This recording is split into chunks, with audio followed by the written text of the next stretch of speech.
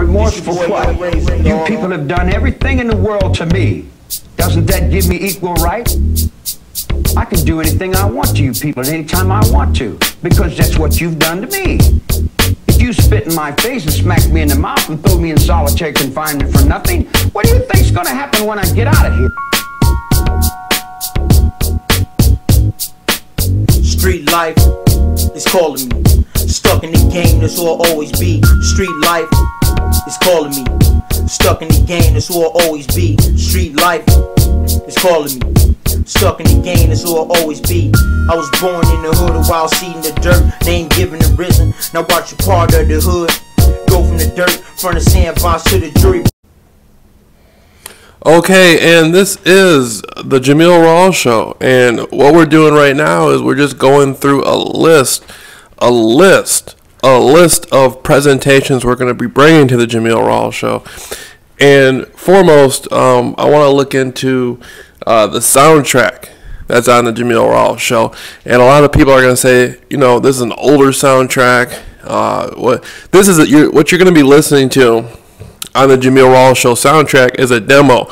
This is an older demo tape that I produced myself. I was working with talent that I grew up with, a close friend of mine, and Razor. And I began recording Razor at about age 9. I was age 9 when I began recording him. And me and him, were already involved with music before that. His older brother rapped. So his older brother was recording him when he was 7 on cassette tapes. When I turned 9, my mother bought me a really nice, expensive cassette player. And for some reason, I just wanted one. I don't know why I wanted it. I just wanted it. I remember this was around 94, 95. I had recently just got a CD player with the cassette connected to it. At that time, you know, everybody wanted a CD player. Most people had cassettes in their car, but people wanted CDs. So I had an album of Snoop Dogg, Murder Was the Case. And we would sit there and we would just listen to the whole album of Snoop Dogg, Murder Was the Case. We would listen to many other rappers that were around at that time in the early 90s. And then me and Razor began recording. Basically, I had some blank tapes, put a blank tape in to the little cassette recorder. Then in the boombox next to the cassette recorder, I put a CD in, again, of the Snoop Dogg, Murder Was the Case, and used the instrumentals of the rap, used the rap beat for him to rap, and we recorded it, and then we began showing it to people and whatnot. And at that time, I began getting interested, very interested, in Razor's raps. Previous to that, I had watched the movie Juice on VHS. The movie Juice came out around 92, I believe, 91. It's always difficult for me to recall off the top of my head, even though I've seen the movie several times. And I remember seeing Bishop and Juice, and I thought, man, that guy is so cool. Look how he was running from the police and jumping fences and getting away and all this stuff. And these guys would hang out in the arcade room all day. And in the movie Juice, they would hang out in the arcade room all day, right? And I remember at the time, there was an arcade downtown, in the downtown area. And so we would get together and go to the arcade. But it just reminded me, you know, the movie was just very interesting to me. It was very interesting to me. And so my first cassette tape was the soundtrack to the movie Juice. So I already had a little background with music, and I was disappointed when I bought the cassette tape of the movie Juice. I thought I was going to hear Bishop rapping on the tape, and it was Too Short and all these other rappers on there, you know. But then I found out Bishop was played by Tupac Shakur. And I didn't know who Tupac Shakur was. And then it was Razor who showed me.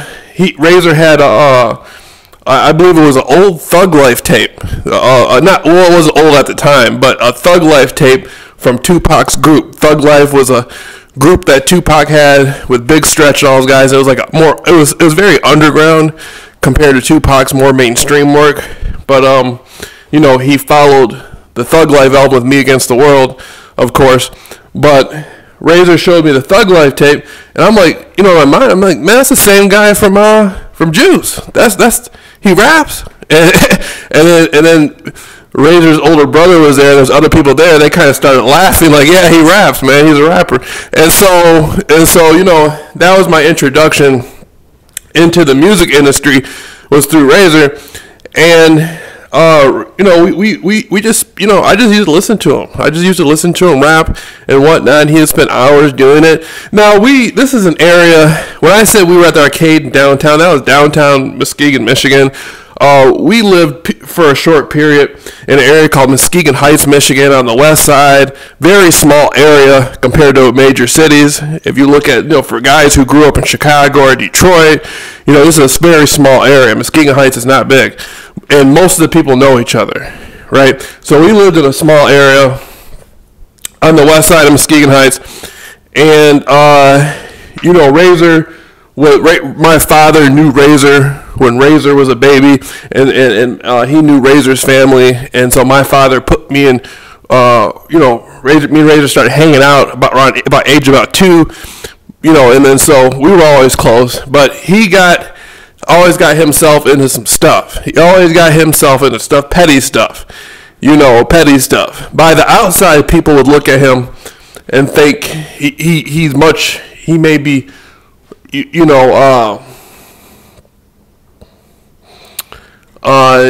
people may look at him and not take the seriousness of what he can bring to the table and what he can offer as a talent, as entertainment. And he always got in some stuff, some petty stuff. But I began recording them, and we got together again and again and did some more recording as we got older. Then he recorded music with a bunch of other people. We were involved we had other talents. We had a guy who did some work with Rap-A-Lot Records, a guy who made instrumentals and did fabulous work with record labels on the East Coast, record labels all over the country. And when I started doing Razor's music, I was like, man, this stuff, you got talent, man. Like, this is a demo tape. This isn't something somebody's going to buy out of the store, but you got talent. And I didn't know how to master music. I wasn't a music professional. I had an older guy who was a close friend of the family teach me the music business. I was concerned about copyrights. And, he taught me about the poor man copyright. A good older friend of mine, a friend of the family, who grew up on more close to the projects of Muskegon Heights. There's an area of Muskegon Heights known as the projects, and this guy has a big family who grew up right next to the projects. They always been there for years.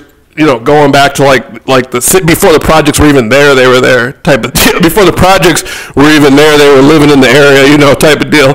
And so he said, man, he pulled me aside one day, and he said, man, you want to get into rap music? And he said, you don't really like rap music, Jameel. You like older music. You listen to, Michael Jackson and New Birth and all this stuff. And he said, you're really interested in rap music. I said, yeah. So, and I listen to both music. I listen to older white music as well. Frank Sinatra, the Beach Boys, all that stuff. Then I listen to the older black music. And so Razor said, he said, well, if you want to get into rap music, you're going to have to take your time and learn how to record people. And you're going to have to learn exactly what it is you want to present to the listeners. What kind of talent do you want? The music industry is changing. Do you want an aggressive talent who presents himself as a gangster? Do you want a more laid back, ladies man type of, what kind of talent do you want? The music industry is changing all the time. And he explained to me all hip hop was basically, slang names, a bunch of goofiness, jumping around with big baggy clothes and all this stuff and wearing clocks on your neck. He said it doesn't look very serious. It doesn't look very serious, but when it comes to the money, it does get very serious. If you can get a good talent, you can end up wealthy. And he explained that to me. And at this time, he was doing shows. there was a small group in the Muskegon Heights area known as Fistful of Dollars, and they ran a big studio, a group called Fistful of Dollars, and they ran a major studio in the Muskegon Heights area at the time, and I knew all these guys. I used to go over his house, the friend of the family, other places in the Heights, family members I was related to. I would see these older guys, and sometimes they would be drinking a beer or smoking some weed or something like that. And I was impressionable. I wanted to listen to the music. I wanted to get involved, and a lot of them would try to explain to me how music basically worked, what you got to do. And so then the first thing I learned again was the copyright process. Again, the friend of the family of mine, he taught me about the copyright process. He basically said, you can do a poor man's copyright. Basically, figure out what kind of talent you have, mail an instrument to yourself. When I say instrument, I'm talking about a CD or a tape. Produce the rap on tape or CD, mail it to yourself from yourself. And I looked at him and I was like, huh? Mail myself a letter to myself from myself? I'm thinking, like, you feeling okay? And he's like, that's a poor man's copyright. He said, the post office is certified by the post office. You put a United States postal stamp on it. It goes to the mail circulation as long as you don't open it. He told me, he said, don't open it. He said, when you receive it back, don't open it. That's the poor man's copyright. If anybody ever questions you about the legitimacy of your ownership with your material, you can present this in court and say, you know what? I have a copy of a tape or a CD mailed to me from me. It has never been opened, and this is coming from the United States Postal Service. Well, that's a poor man's copyright. Any judge is going to honor the United States Postal Service, as that was my first introduction to the music game. So I said, wow, you don't have to go out and get a lawyer and get professional copyrights. You can do a poor man's copyright and mail it to yourself. I started soaking up everything this guy had to say. Next thing he would explain to me, he would say, well, after you copyright your music and you do everything you want to do, he said, get a timesheet. And I said, what's a timesheet? He said, a timesheet is when you bring your artist into your studio and they sign in at a specific time and they leave at a specific time. And I'm like, really? He's like, yeah. No. The only other talent and the only real musician I ever watched in my life was my grandfather. My grandfather was a very, very good piano player. He began taking lessons when he was a younger boy. My grandfather played the piano like no other. He could play Bach, Beethoven, Chopin. I used to listen to him play like Peter and the Wolf and whatnot. And so that was the only music I knew about was piano music, right? I used to watch, growing up, my grandfather used to watch opera sometimes. I used to watch opera and whatnot. So I was more familiar with classical music, honestly. But at this time, I saw the practicality. When he started talking about a timesheet and all this stuff and copyrights, it made me realize that you have to be very serious about recording music. So then myself, you got to dress the part. If you got a rapper and he's dressed up, wearing baggy clothes and whatnot, you got to wear the part. At the time, I was in my late teens, or I didn't have any money to go buy a $3,000 suit and a $400 haircut like these executives from Interscope or what, like Jimmy Iovine or somebody. I had to play the role. So I used to take this guy to shows and stuff like that, and he would rap, and he always used to attract a lot of attention. he was hyperactive growing up, and he always used to get a lot of attention from a lot of people. And we sold a lot of tapes, CDs. We printed a lot of CDs. And we sold them under various names, not various names, but we would sell them under various guises. We would say, this is the demo, or this is a recording of some music we want to present as a show in the future. Can you listen to our music and we'll present it as a show? We'd go to the radio station and look to get our music presented and say, this is a demo for the on the air type deal. Will you please listen to it? And they will say, well, it's too much swearing in the music. And that was one of the things with Razor is I didn't have the experience to sit down with him and explain to him, look, we're going to make one song with swearing, another version of it without swearing.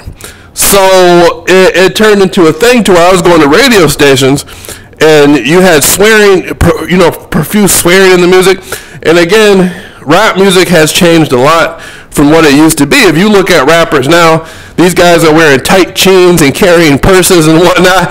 And so I guess I got out at the right. I guess I left my inspiration at the right time. I couldn't imagine trying to explain to a rapper to wear, to wear tight pants. I couldn't envision Razor doing something like that. So around this time, we sold a lot of demo tapes. It was really cool. And he's from Razor's from a small city in Michigan, a small town in Michigan, smaller city in Michigan. So Razor's Razor's a talented guy. He has a lot of knowledge about music, an extensive amount of knowledge about writing music. But Razor never spent too much time working with other artists out of the area. Had he been able to go to New York, or go to Chicago, or go to LA, or go to Miami, things would have worked a lot different. We were contacting professionals, and they were very seriously considered signing Razor. There was executives from major companies who were listening to all Razor's music. I knew a guy who, growing up at the arcade, I knew a guy who used to call Puff Daddy on the phone. And from the mall, he used to call Puff Daddy from a payphone. This guy, I'm talking about a different guy than Razor. This guy used to collect pop cans and beer bottles and save up all his change.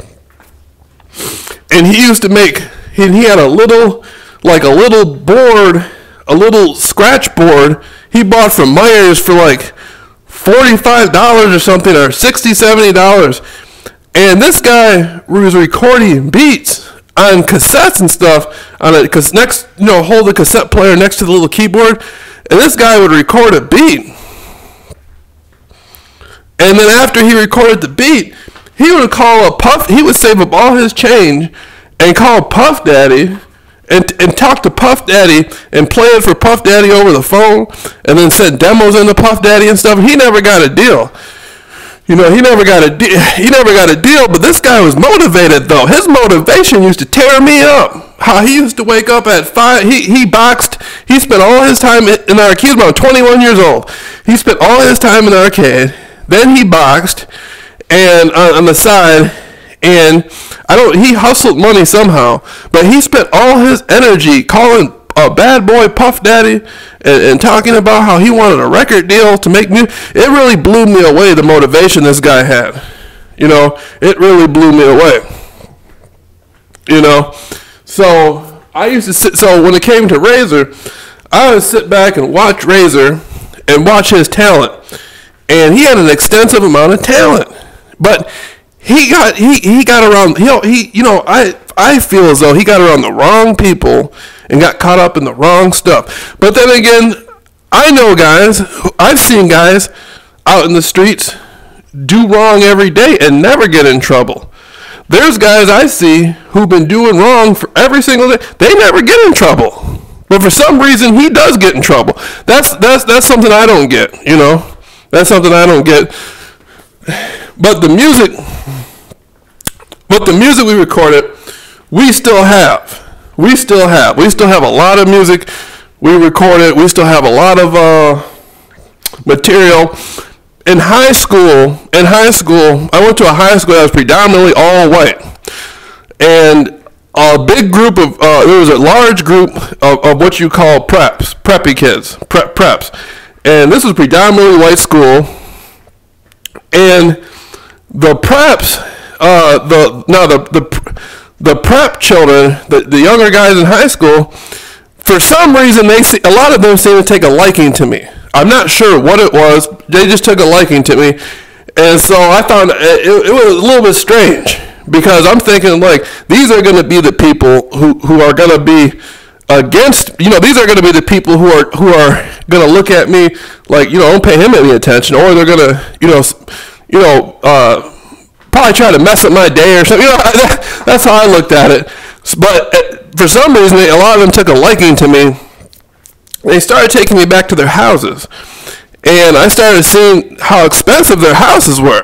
And in Michigan, in a big city, in Michigan, for $300,000, you can get the same kind of luxury, the same kind of house, and even more property than you would $1 million house on the East Coast somewhere.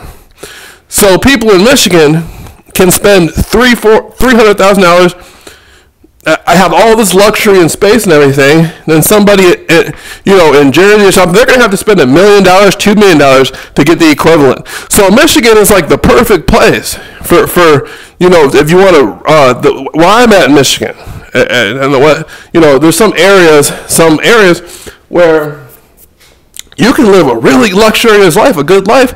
You can live a rich lifestyle at very little expense, And so, but I would see these guys' houses, but these guys' families did come from a lot of money. Some of these guys' parents were worth. One guy, his parents were worth millions of dollars. And I used to say, and he used to be like, "Hey, Jameel, what's going on?" And they would have really nice cars when they were 16. Sometimes they would get $100,000 car and whatnot. And so I stood out around these sort of people, but we would hang out, we would have fun, and they'd be like, "Man, Jameel, real rappers from." I was like, "Yeah, I know rappers." They're like, "Real rappers from Mesquite, the Heights area?" I was like, "Yeah, I know." And they were like, "Do they smoke weed? Do they smoke weed like Snoop Dogg and all this stuff?" Yeah, man, yeah, some of them smoke weed. And they would be fascinated by that. They would say, have you ever seen a real crack dealer? Have you ever seen a real gang member or something like that? Do they have prostitutes and all this? I'm like, yeah, it was kind of like weird. It was kind of like being born mixed and half black from my father's side. That gave me an introduction into the street culture of the area. So none of this stuff was a shock to me. To see somebody, to hear somebody talk about how they're going to sell some dope or something to buy some shoes, or to hear somebody talk about, how such and such stole the car last night and shot somebody, that was something that was not foreign to me, but I never had to live in that area. The only reason I ever lived in that area is because I was related to all the people in the area. So my mother wanted me to be around my family.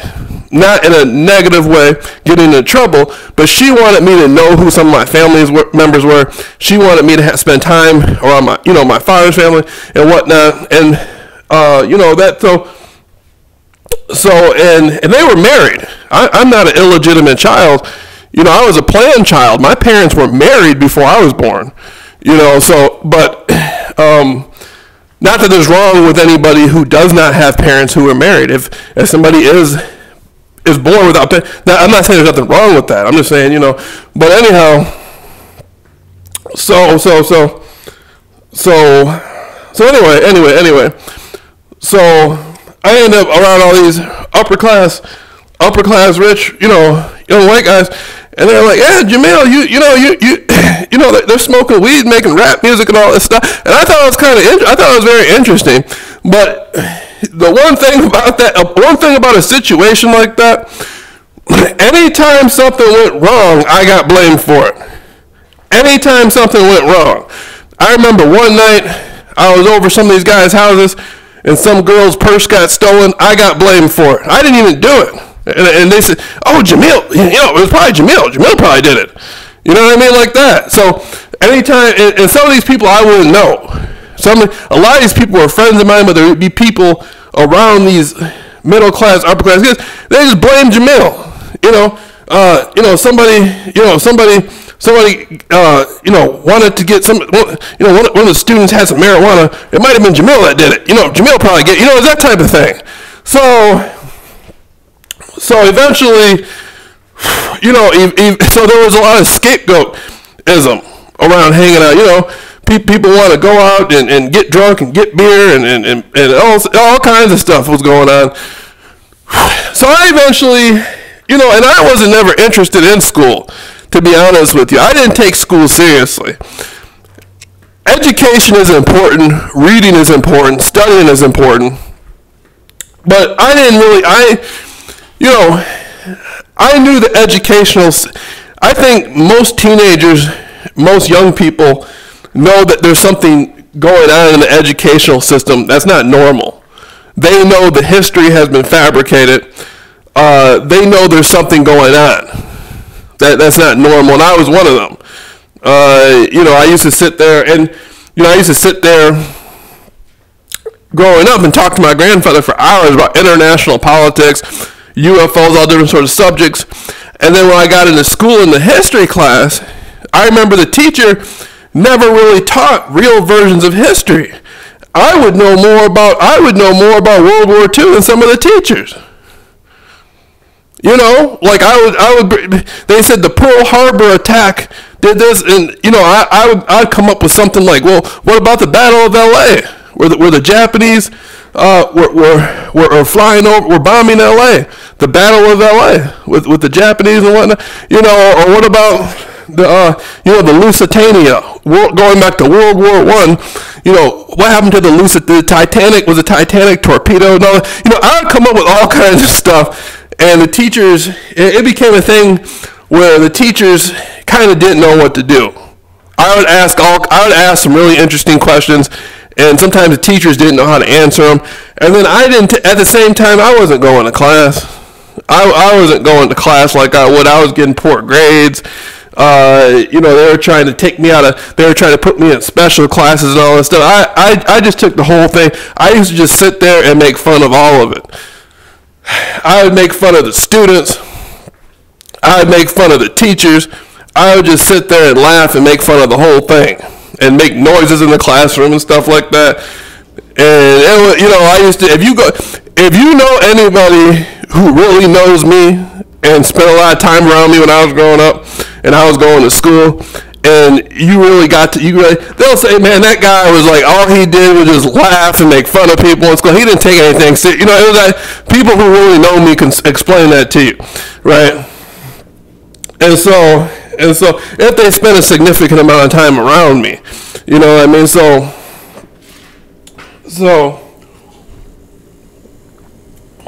my alternative research became more interesting. Again, growing up, my mother always listened to 1960s music. I love 1960s music. I'll put on some Frankie Valli or some Al Green or whatnot, quick, And the guy who taught, matter of fact, the guy who I was telling you about, a close friend of my family, we call him Bone. He used to tour with groups. New Birth is a group from Muskegon, Michigan. New Birth with that, hey, Mr. Dream Merchant. That from Muskegon. And Bone used to tour with New Birth. Bone used to tour with old groups from the 70s and whatnot. Groups like, remember one time the Spinners? The Spinners came to Muskegon. So I used to sit back and learn and absorb all this information. And, so I was at a period of my life, I was getting tired of being a scapegoat. People wanted to come hang out with me and get around me. So you know, a lot of these upper class white kids wanted to use me as a liaison to the ghetto, seeing what they could get out of the ghetto. You know, these kids were in school and they had really good grades. They were going to college. They might have wanted a little bud to smoke, you know, a little bud to smoke or something. So a lot of these people, not saying anything wrong about it, not saying anything wrong about them, but they would use me as a liaison to the a lot of them would use me as a liaison to the ghetto, and so I became sort of a scapegoat. So I used to watch people get away with. With hell, and nothing would happen to them. And it seemed like the smallest damn thing that happened with me, people act like it was World War III. You know, and so eventually, you know, I just stopped going. I just stopped going to school, but I was still working with the music and the talents and whatnot. And you know, my alternative research eventually became the most significant for me. And you know, there was a lot of people out there that I used to read with and study with, and you know, I used to sit there and talk to all different sorts of people and learn, like, you know, like the thing I showed you about the penny, or information about I just come up with stuff. I just come up, you know, I sit back, learn, read, study, talk to people, sit back, learn. You know, that's the way of life. As I got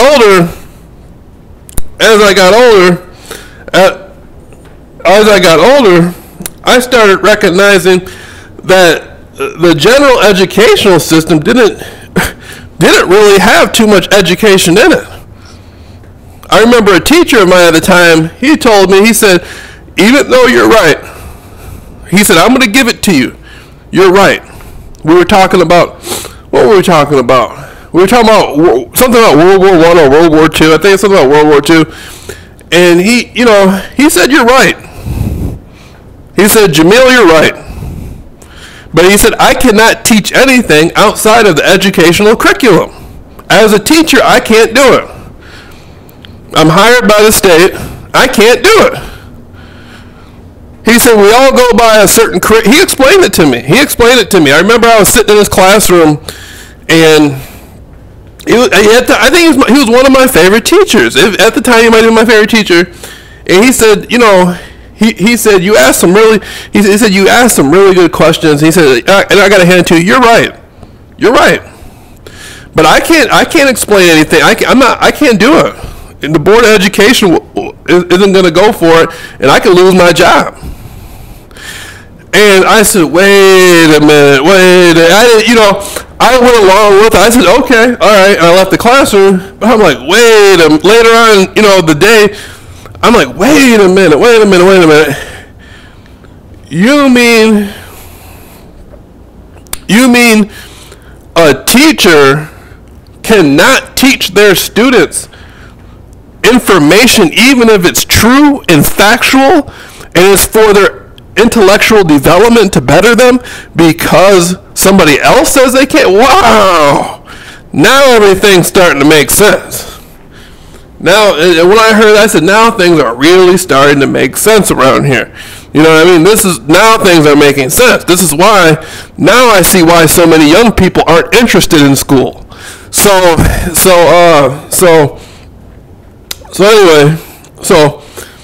but that was something, you know, that was an interesting era that me and Razor did. And Razor went to so many different schools.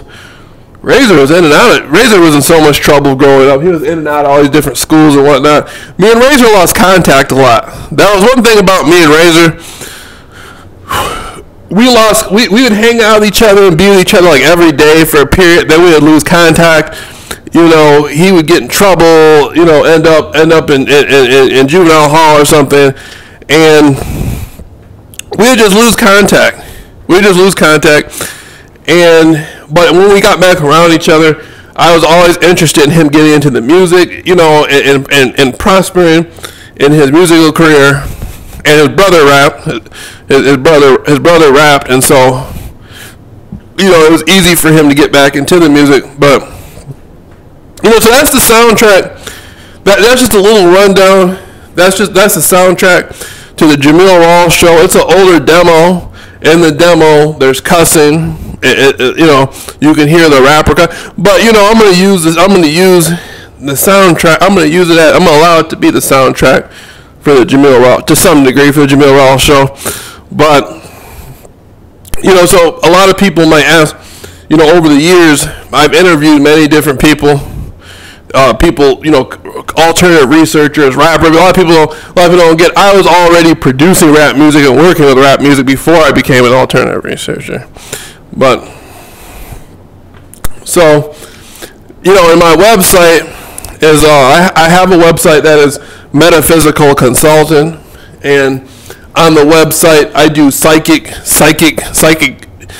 dreaming, psychic downloads, astral travel, astral projection, kundalini work, the Kabbalah, Sufi mysticism, Bedouin mysticism coming out of Islam, Christian mythology, which a lot of people in the research field haven't really got into. The aspect I'm going to get into, about how saints and prophets would levitate and do astral travel and fly off into the heavens and whatnot. A lot of the books of the Bible, like Revelation, were written out of dreams and visions. Just like the American Indian would have sweat lodges and heat themselves up and hallucinate and have dreams and visions. Some of the writers of the Bible said the scripture was written off of dreams, dream interpretation. So, that's an aspect, Christian mythology, that I'm going to be breaking down. Kabbalah is a very interesting subject. A lot of people may expect to come hear me talk about Kabbalah in the sense of the Zohar and the 32 names of God and all that stuff. Traditional Kabbalah is very interesting, and I will be speaking on that, but I like to get into more of the really esoteric, super esoteric stuff, not just the branches, but the shadow of the branches. You're dealing with the Kabbalah. I really like to get into some deep stuff, super creative, deep stuff. Anybody can go out and look at some simple information about Kabbalah, some superficial, basic, on the surface stuff, which is tremendous for your spiritual and psychological development. But I like to get into the areas that are very, very, very rarely touched. Again, I'm a veteran esoteric scholar, and so for me, it's pertinent in my success to cover ground in places where individuals have no ground covered before. So Kabbalah. What else? Kabbalah. What else? Well, theta magic. Theta magic is something that I developed myself. The theta waves make people more intuitive and more psychic. They create enhanced ESP, extrasensory perception. This gets into parapsychology. If you don't know what parapsychology is, go out and just study parapsychology. P-A-R-A, then psychology, parapsychology. So, theta magic is a formula I developed myself. Abstract intellectualism, that's a formula I've created for myself, dealing with how you extract information. Most people use mental intelligence. There's various forms of intelligence: emotional intelligence, spiritual intelligence, quantum intelligence, so on and so forth. Holistic intelligence. I like to cover ground that has not been covered. That's why in the educational system, you have the results you have. They only are concerned with mental intelligence, right? It would be wonderful if there was a spiritual class for younger people, or occult class and whatnot. Be amazed. That's only on the Harry Potter movies. That's why so many young people, I think, are drawn to things like Harry Potter and whatnot, because they know there's something there that, they know there's something mystical there that they want in their life, and they watch it through television instead of going into a book usually and getting it. But so now I'm going to be breaking down some other really interesting aspects about what am I going to be breaking down? The crown chakra. Again, when you're dealing with the chakra system, that's something I'm heavy into.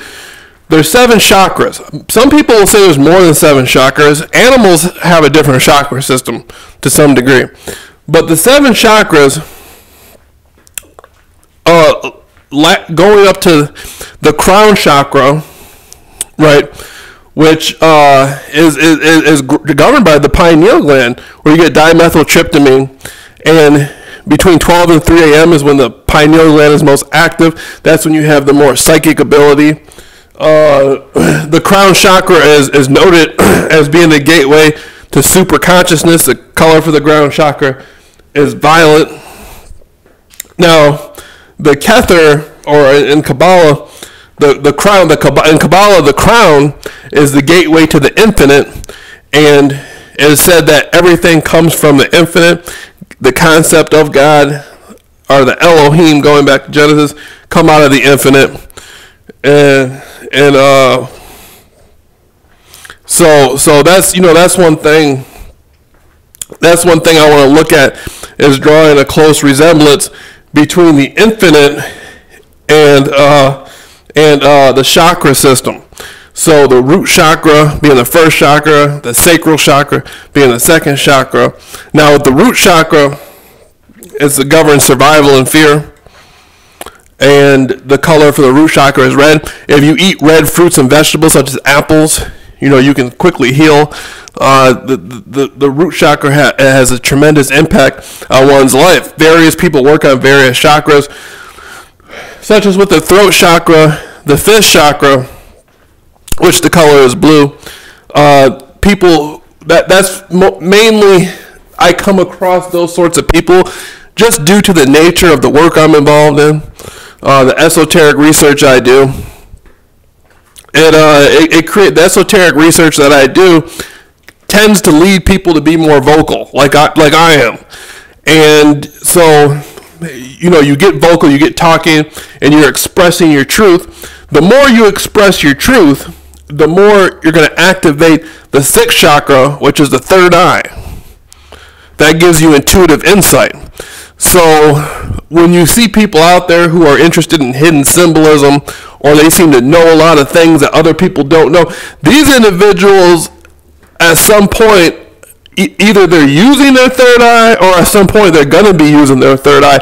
The more you look into the hidden world of the occult, or the more you look into the paranormal, eventually it's going to rub off on you a little bit, okay?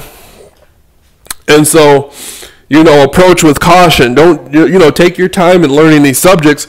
You don't want to end up confusing yourself and getting too far off into your research, and it becomes consuming.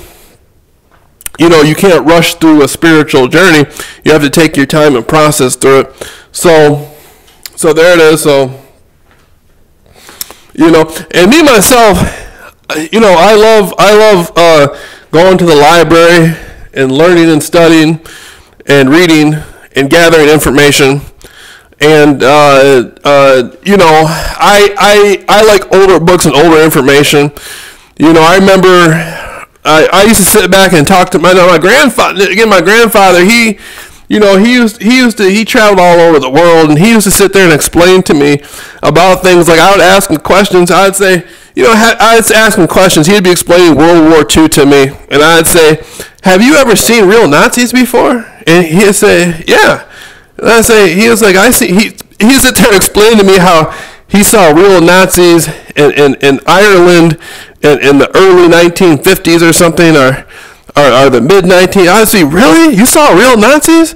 And he said, "Yeah, they weren't wearing Nazi uniforms, but they were of the age of what Nazis would have been. They were German." He was explaining it to me. I'm like, wow, I thought that was I thought information like that was so fascinating. Now, when you go get books and learn, I encourage people to keep that same sort of mindset. Whatever mindset you had as a child, being interested in this subject, keep that same sort of mindset. Learn to absorb. Be excited about the if you're not excited about the subject, it's not going to do too much for you. It's not going to do too much for you. If you're not excited or passionate about the subject, it's not going to help you. It's not going to help you at all. So I encourage people to be passionate and excited about whatever knowledge, whatever subject they're getting into. Now, okay. We talked about the crown chakra. and Kundalini. Now with the Kabbalah tree, now I want to talk a little bit about. Have you noticed the relate? And I was just looking into Kabbalah and Christmas, about how a Christmas tree can be identified with the Kabbalah tree, and the ornaments on the Kabbalah tree.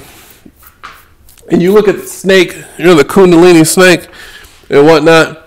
Kabbalah is related to the chakra system and the Kundalini, and this gets into Hinduism a little bit. And you got to remember, Jewish mysticism is coming from the Middle East. So, deep esoteric subjects near the Middle East would have gone through these older Jewish mystics. They would have been looking into these other subjects and learning. So Kundalini energy is something that I relate closely to Abraham Maslow's work. Abraham Maslow was a 1960s psychologist, and Abraham Maslow came out with the peak experience and the plateau experience, which is like a near peak experience.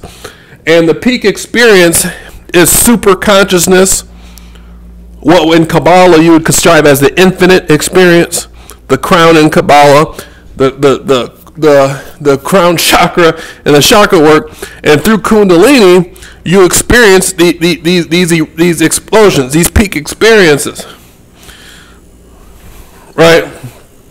Like Abraham Maslow talked about these peak experiences, and he has some really interesting psychological input in the 60s, where Abraham Maslow would set up these little group meetings. He would have people argue with each other. If I didn't like you and you didn't like me, instead of walking around animosity, let's get together. Let's get together in a little meeting and both just yell at each other for 20 minutes and talk about. And sometimes they'd grab each other and push each other. The intention was not to hurt anybody or to hurt anybody's feelings. And the intention was to get together and just release this anger, release this hostility. And if you couldn't do it with the person that you were having the issue with, you might do it with somebody who reminded you of the person. So a group therapy. So Kundalini work, Kabbalah, the chakra system. I look at this for being practical measures in practical life. Studying the self. Like when you get into creative magic, the four magics of the Kabbalah, when you get into the area of creative magic, there's curative magic, preventive magic. You have all different forms of magic, but the area of creative magic, dealing with the golem and being a builder, creating people, creating men, building men. That's what I'm really deeply looking at with Kabbalah. And we get into the area of desires. Desire. Whatever your desire is going to be, what you're going to become. What is your desire? What's your drive? What pushes you? Jewish mysticism. This may be why, some of the really good psychologists that are around are Jewish, because they may have a deeper comprehension of the psyche of an individual based on mysticism. That may very well be. So we're going to look at the drives, the desires. What's pushing you? What's getting you up every day? What are you involved with? What do you know about? So the practicality of my work is something I want to get across. I don't just sit around and talk about mysterious subjects because I'm bored. There's people out there who've come to me and explained to me that I've saved their life. That's real. So now the Kundalini, the Kabbalah, the chakra system, all these have relation with, all these are connected. All these are connected, right? Like Bruce Lee, I remember Bruce Lee came out with a film called Return of the Dragon. And Bruce Lee was a very, very, very wise man. He created the system Jeet Kune Do, the art of fighting without fighting. And Bruce Lee educated people saying, whatever you have, use it. If it's all you have, use it.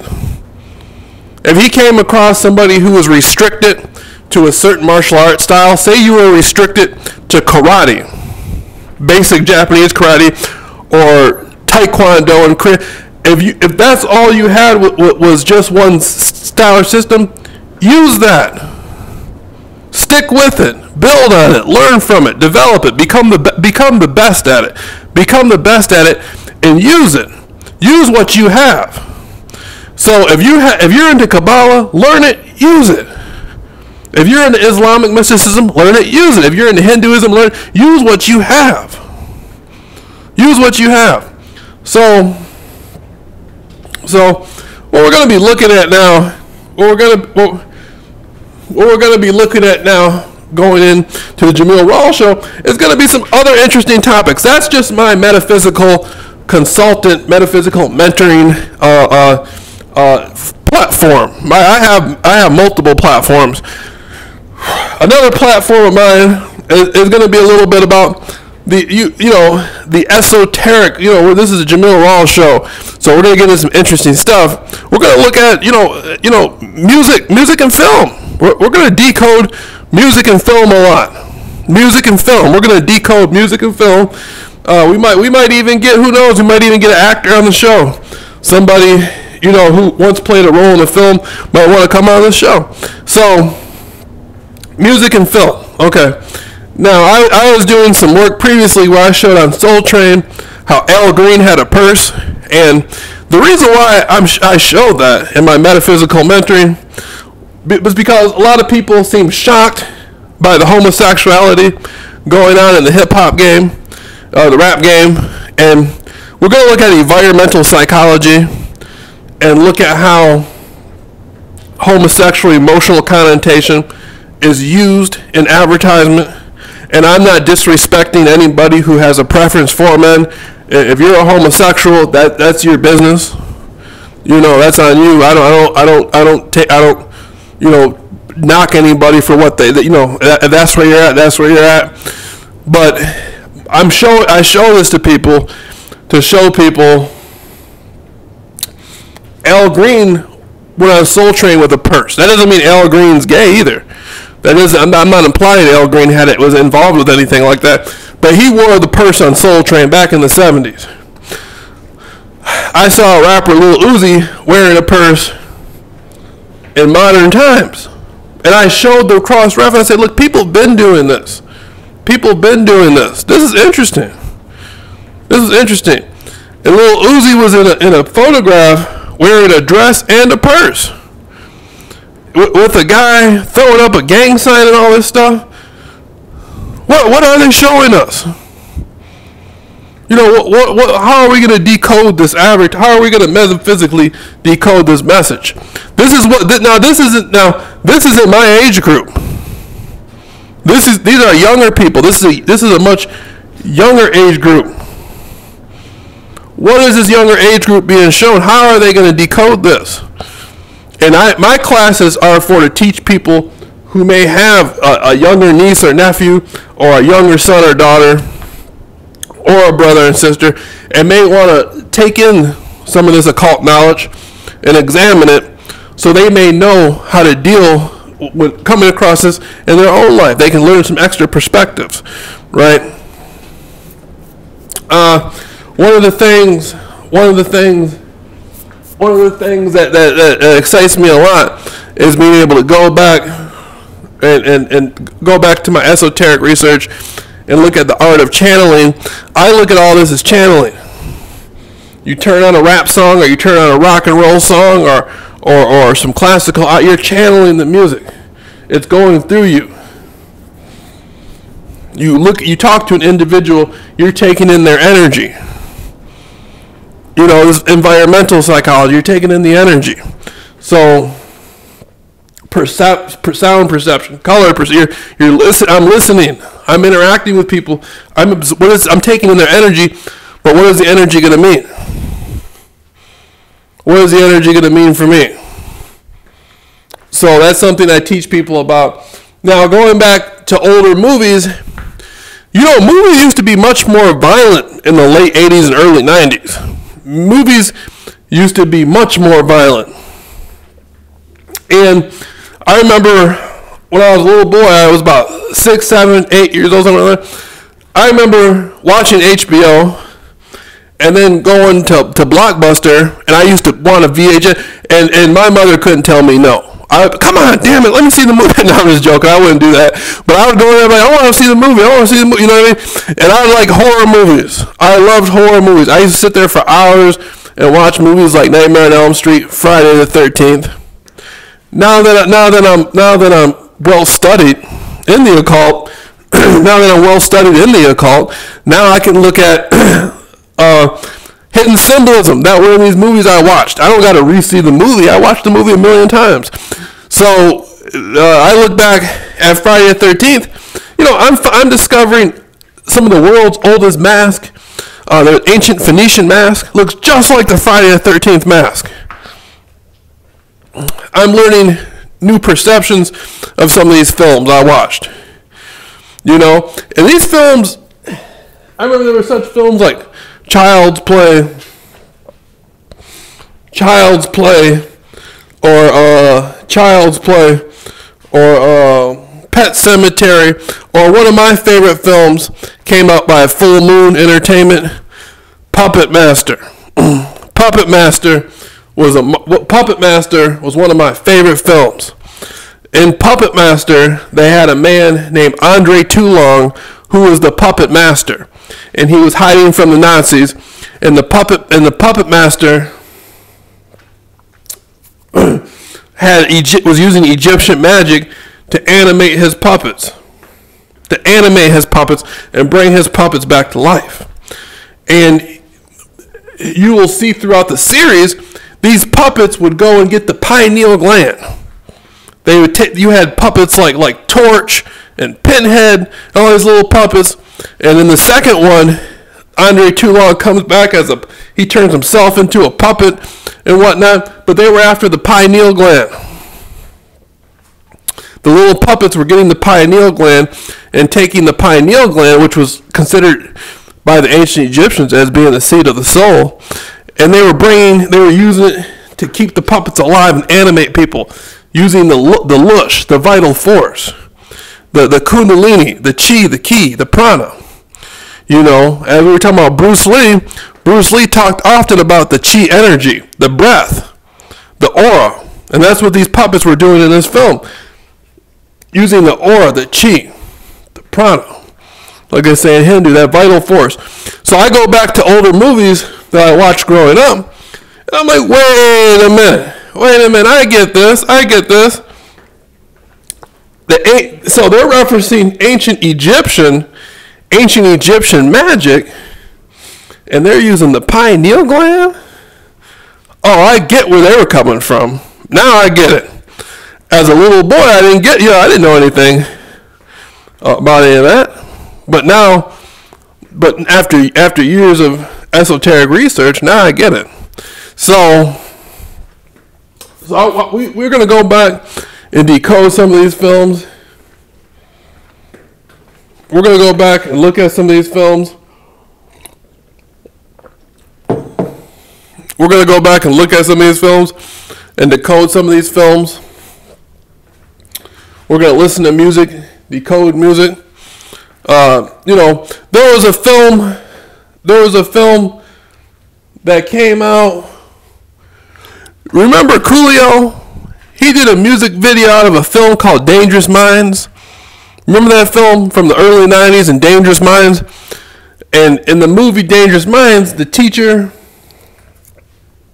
was breaking down music to the students, and she broke down a song by the Byrds called Hey Mr. Tambourine Man. And in the film, she was breaking down how the song was about a drug deal, how the Byrds in their song were saying, hey Mr. Tambourine Man, please come play a song for me, and it was about it was a subliminal message of a drug deal in the song. At the time I was watching the film, growing up, I heard that, I seen that, I always remembered that. And as I got older, I started to see how people would play records backwards. How people would play records backwards. There was hidden messages, and like the Beatles, people always say, there's hidden messages in the Beatles album if you play it backwards. There's hidden messages in the music. You know, if you change a music, you change a culture, you change a population.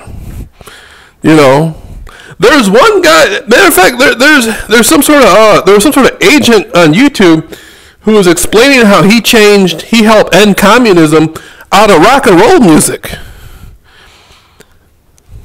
An American agent was explaining how he hired all sorts of rock and roll bands to come into the Soviet Union and play as much rock and roll music as they could to change the vibration, to change the mindset of the people. And then you saw Soviet soldiers out there doing crowd surfing. I was listening to him, and he had footage. He was showing a Soviet soldier crowd surfing. And he explained how music ended communism. And I was like, that's fascinating. Music did that? People need to pay more close attention to music. You know, that's something the Jameel Rawls show is about to cover soon. And so, music deals with frequency. It deals with brainwaves. It deals with energy states, electromagnetic energy. And, you know, what's in the music, the words, the codes, whatnot. So, you know, and at the time when I was going back to my, you know, the demo tapes me and Razor did, at the time, I knew some of this stuff. I knew about subliminal stuff, but I wasn't too, you know, when your mind matures the most around about, a man's mind matures the most about around between age 21 and 25. Either it might, I think women's minds mature the most around 21 and men's minds mature the most around 25, or it might be for men too around 21. So I really can't judge myself for the thinking I was in at that time, because my mind was, if somebody doesn't have proper knowledge, then you don't know what kind of, advantages they won't have. I would have had more advantages had I been more aware. So that's part of the goal, is continuously breaking down, real knowledge to people, and esoteric knowledge and occult knowledge, and giving people what I like to call an inner standing. An inner standing, so that eventually you can have an overstanding. And so that was just an introduction to the soundtrack. This is all about the soundtrack. See people where I'm coming from and what's been going on. That's the soundtrack for the Jameel Rawls show. All right.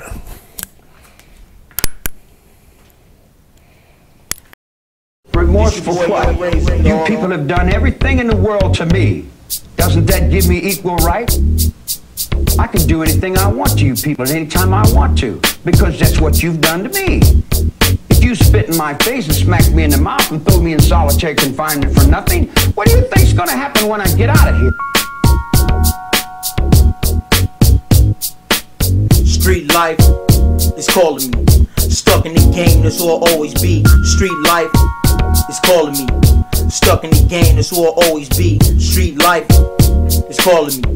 Stuck in the game, that's who I'll always be. I was born in the hood, a wild seed in the dirt. They ain't giving a risen. Now watch you part of the hood.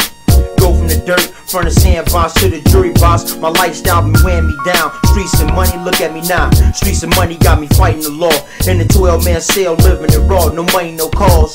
I done spent and talked too much. Now my letter from my chick start with such and such. He said, she said, no shit don't live by the code of silence. They talk too much, they gain soul and law. They got me out of sight and half brain dead. Looking at the ceiling, talking to prisons on my wall. Praying before I sleep and having vivid dreams of another nigga fill my bitch and push it with cream. What does it all mean? I've been cheated all my life. That's why I lie, cheating hoes, still ride on my own wheel.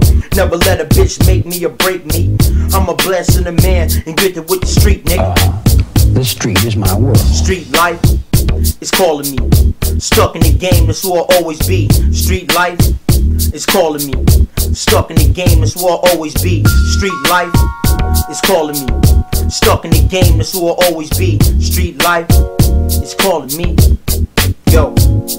Every time I step in the courtroom, the judge congratulates me. Moving up with steady pace in the system. Your line of crime is that of one with an old timeline. A youngin' living ahead of his time. At age 16, I was introduced to the child line. Count time, lights out, but it's still loud. My rock, penitentiary learning. Left me a GD for my diploma and plenty felonies for my job application, background checks. Labor threat to the world, lure me against the whole world. The street is my world. Street life is calling me. Stuck in the game, that's who I'll always be. Street life is calling me. Stuck in the game, that's who I'll always be. Street life is calling me. Stuck in the game, that's who I'll always be. Yeah, nigga. This real street shit. That's how it is, man. I eat, sleep, shit street. And I love these streets. I love my block, my Ave, my corner. Niggas talking all the shit, get blazed up, use a goner in these cold streets. That's how it is on these dirty blocks and crooked corners where the cops stay up on you. I'm puffing marijuana, duck in the hooks. I don't really give a fuck, dog, don't give no look. I just ride clean. I find more. That's how it is, raise a J pimp on the scene. Street life, it's calling the real world is the one I have to deal with every day. It's calling me. Stuck in the game, that's who I'll always be. Street life is calling me. Stuck in the game, that's who I'll always be. Believe me, if I started murdering people, there'd be none of you left.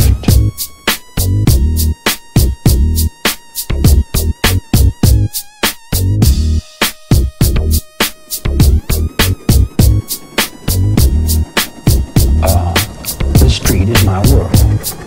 I don't pretend to go uptown and be anything fancy. I can, but I find more real in the world that I'm in than I do the tinsel